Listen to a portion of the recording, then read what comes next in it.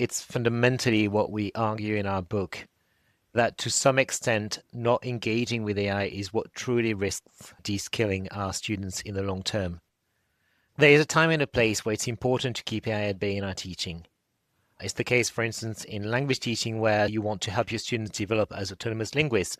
We've all done those translations where there's no dictionary and when you translate into your other language, and the objective is really to build that kind of linguistic ability. In that case, AI would defeat the purpose, right?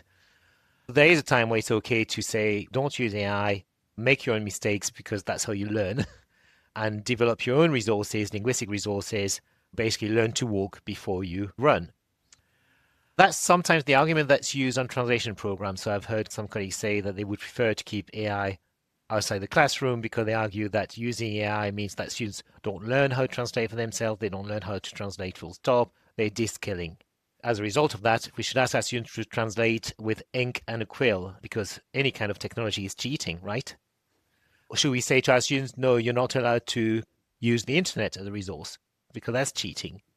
Of course, when I say, should we ask our students to use a quill and some ink, that's provocation. And I do see the point that some colleagues make who rightfully argue that generative AI is not just another tool because there are, as Joss mentioned, ethical implications to generative AI. And so we need to kind of discuss that. This being the case, my point remains that we can't really keep the world at bay. Fundamentally, I believe that what makes a translator a good translator is their ability to leverage the right resources, whatever these are.